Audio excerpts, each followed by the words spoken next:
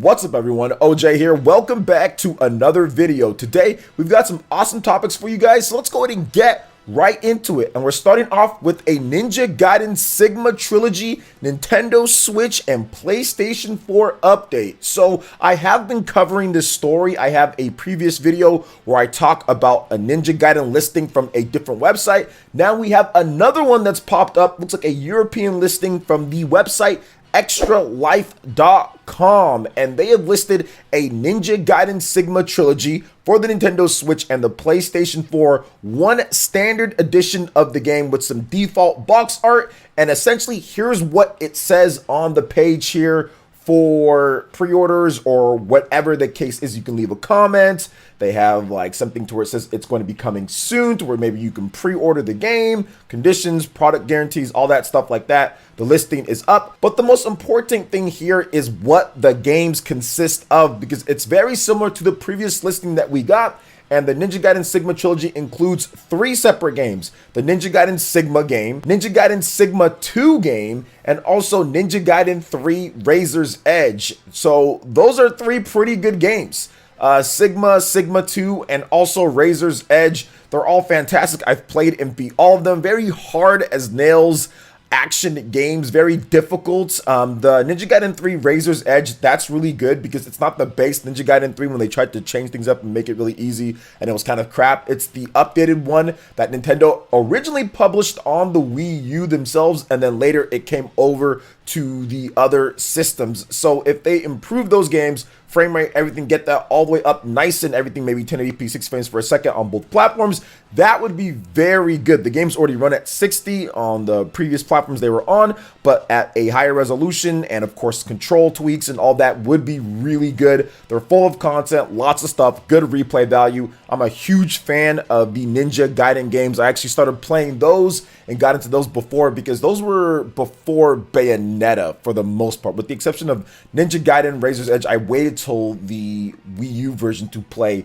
that one. That came out a couple years after the original Bayonetta, but these games are really good. Now, they might not be as good as like a Devil May Cry or Bayonetta or like a God of War or something like that, but they're still amazing action games. And I think a lot of people really like them. Some people do like them better than what I just listed as well. So for me, it's something that I would definitely buy it if this ends up being real. But we're starting to have multiple listings on this for this Ninja Gaiden Sigma Trilogy. And they did say, Koei Tecmo a while back, that maybe they'll have something to announce with Ninja Gaiden soon. This series has been on a hiatus after the failure that was the Ninja Gaiden the Yaiba game. Complete failure on that end, and Ninja Gaiden 3 didn't do anywhere near as well as they hoped that it would do. So this series has been on ice for a bit while Koei Tecmo kind of builds up some other things, maybe get some new ideas for a new Ninja Gaiden game. But I would expect this game to be launching on the Nintendo Switch with this Sigma Trilogy, and then maybe we get a new game later down the line, a brand new Ninja Gaiden 4 game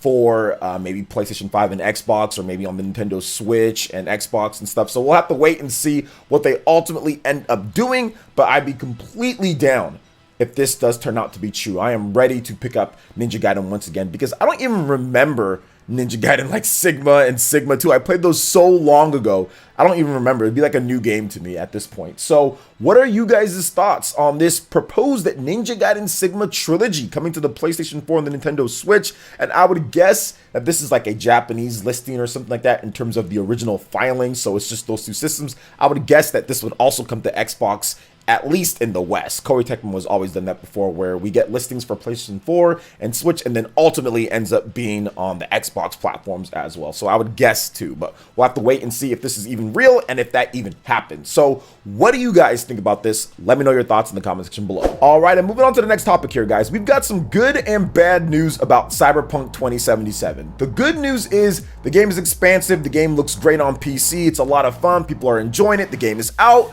Like, it's a cool game. There's a lot of great, unique, and cool stuff in the game.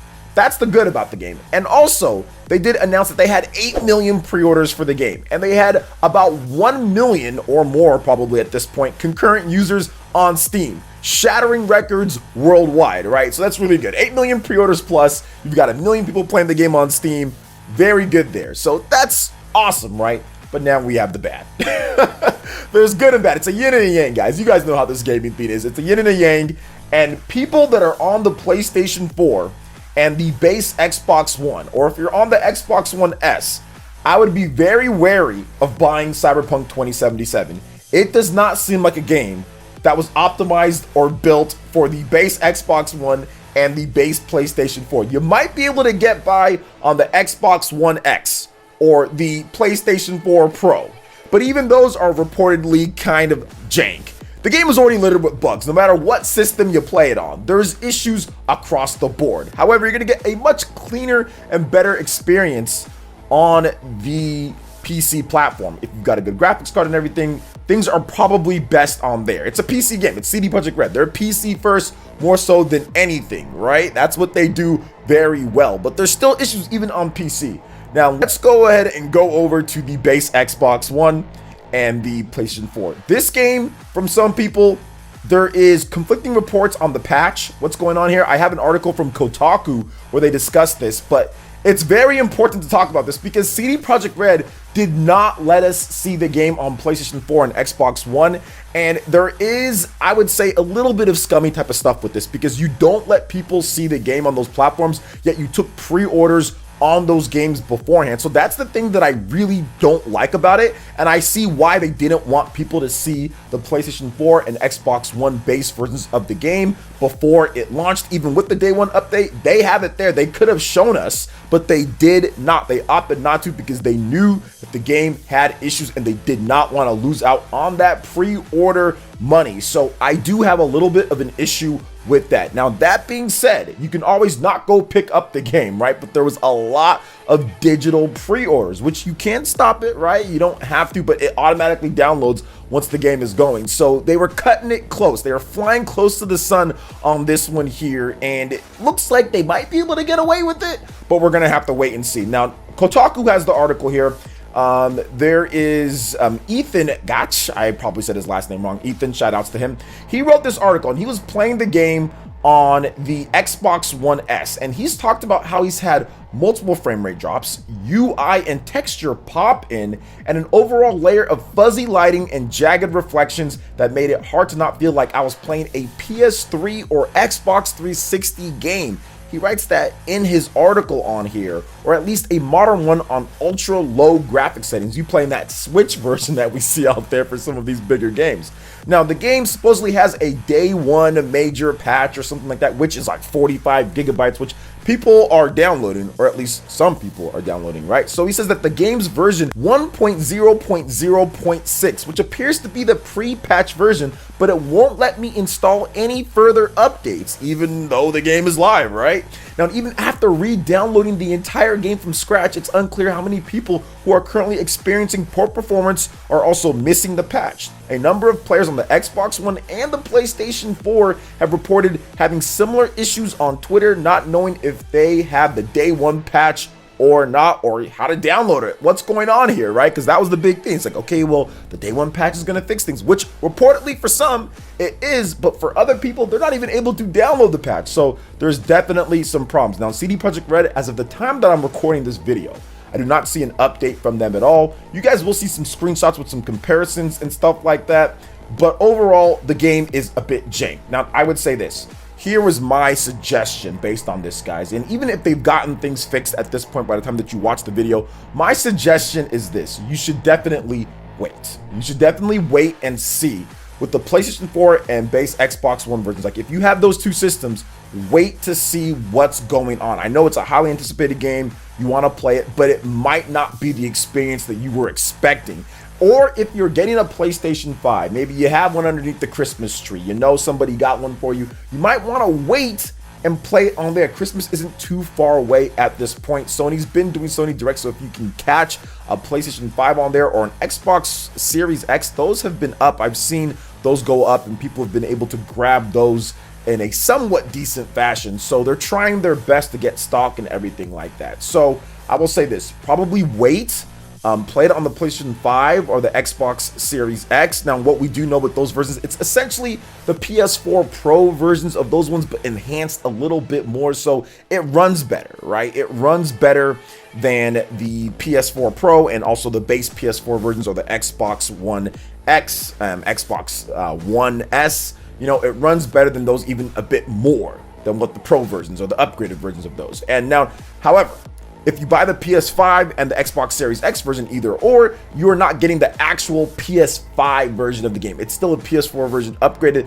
The next gen update, which will come for free, okay, which will come for free, is coming later next year. So they have said that. So you're gonna get the actual PS5 version of the game, which make things once again tough. It's like, man, I wish that was there available from day one as the upgrade, but obviously this game has had multiple delays. There's been multiple issues, so it's not ready yet. It's just simply not ready yet. But buyers beware on the PlayStation 4 and the Xbox One versions of these games, the base ones. Now, if you have the Xbox One X, if you have the PS4 Pro, might be a little bit different, but so far there are a lot of issues when it comes to Cyberpunk on multiple platforms, right? All these different platforms, but especially on these base systems. So just watch out for that one here, guys. Now, if you want to read the full article over on Kotaku, I definitely suggest reading it. It's not too long. I think it's a good read and gives you guys a better comparison on what's going on here. So what do you guys think about this when it comes to Cyberpunk 2077? Are you playing the game? Are you having fun?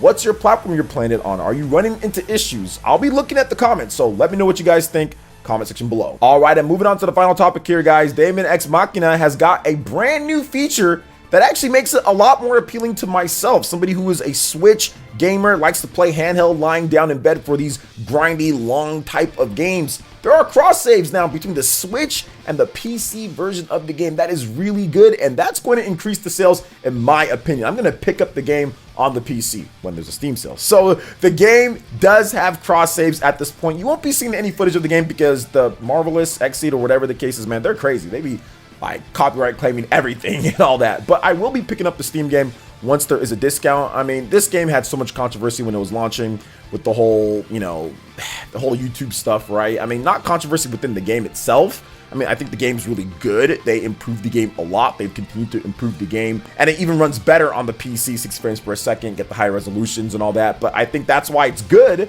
So you don't have to worry about having two different separate save files or picking between one or the other because you want portability or you want this or dogplay. You can have both. Steam PC, you guys already know those Steam sales come across all the time. So it might be the great time to pick up the game because of this new feature here. And developers need to start doing this a lot more. Like, I want to make a whole separate video talk about how cool it is to have cross saves, especially with the Switch. So what do you guys think about all the different topics here, guys? From Ninja Gaiden to Cyberpunk and Daemon X Machina? Let me know your thoughts in the comment section below. All right, guys, that wraps it up for this video here. Check out the links in the description. We've got Twitter. Go and give us a follow on there. Stay up to date on all latest gaming news and information. Also, make sure you like, comment, and subscribe, and share this video if you can.